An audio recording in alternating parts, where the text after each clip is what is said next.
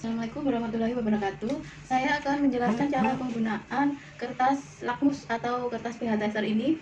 Itu fungsinya untuk mengukur kadar pH air atau kadar pH skincare.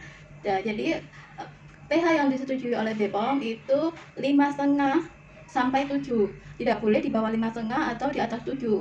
Kenapa? Karena jika terlalu asam di bawah 5,5 atau terlalu basah di atas 7, itu akan menyebabkan kulit runtusan, jadi merah-merah gitu ya. Makanya skincare-nya harus diukur kadar pH-nya dengan menggunakan kertas lakmus ini ya. Mudah sekali cara ngetesnya.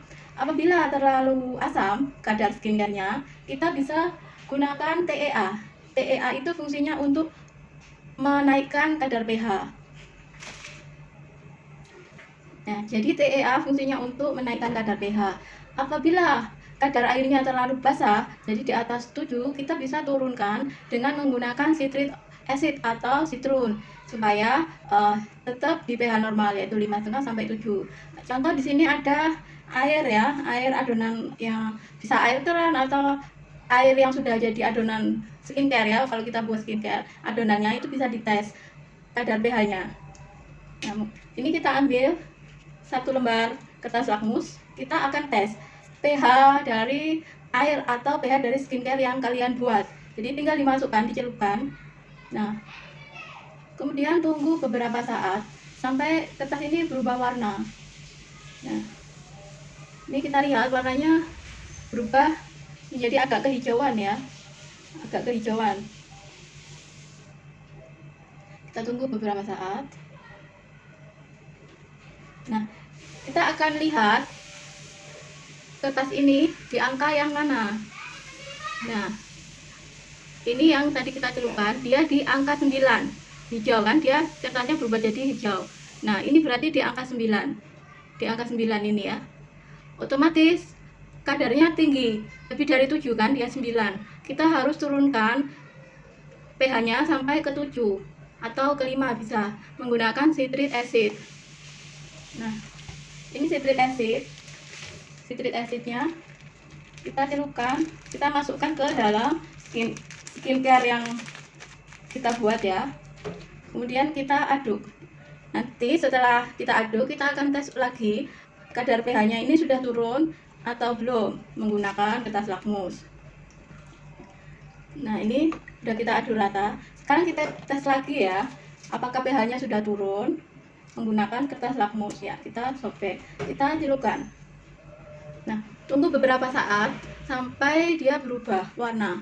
Apakah nanti warnanya berubah ke hijau atau ke kuning atau ke oranye? Ya, kita tunggu beberapa saat, kira-kira 1 menit. Nah, ini sudah bisa. Tadi sebelum kita masukkan citric acid, warnanya hijau ya. Nah, jadi warnanya hijau seperti ini. Nah, tadi warnanya hijau, itu pH-nya berarti masih tinggi. Setelah kita masukkan citric acid, kita tes lagi, warnanya berubah menjadi kuning. Berarti pH-nya ini sudah sesuai ya, 5,5.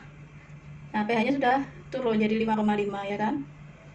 Nah, semisal kita kasih citric acid sangat banyak ya, nanti kadar airnya ini akan turun sangat banyak juga atau terlalu asam. Kita bisa menaikkan pH-nya menggunakan TEA. Ini kita tambahin citric acid cukup banyak supaya kadar airnya turun sangat banyak atau menjadi asam. Skincare atau air ini ya, biar menjadi asam. Sekarang kita aduk rata dan kita akan tes lagi. Ini tadi kita masukkan citric acid atau citrunnya banyak sekali. Nah, nanti dia akan berubah menjadi oranye. Kertas ini akan berubah menjadi oranye atau pH-nya menjadi sangat rendah karena terlalu asam. Nah, ini kita bisa lihat kertasnya berubah jadi oranye. Sebelumnya warna kertasnya kuning. Kita celupkan ke dalam skincare atau cairan yang kita kasih banyak citric acid ya, supaya dia asam. Nah, ini berarti setelah kita ukur, air ini sangat asam karena kertasnya berubah menjadi oranye. Nah, sekarang kita akan mencoba menaikkan kadar pH. Cara menaikkan kadar pH, kita masukkan TEA.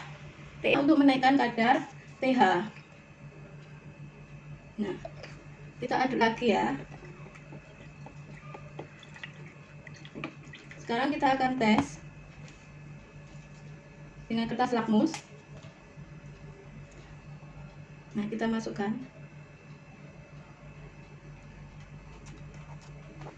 Nah,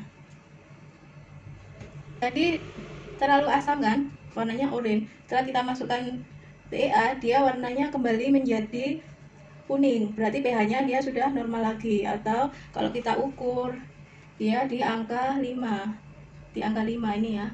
Nah, ini pH-nya di angka 5. Nah, ini kan 5 sampai 7 itu berarti pH-nya sesuai untuk pembuatan skincare.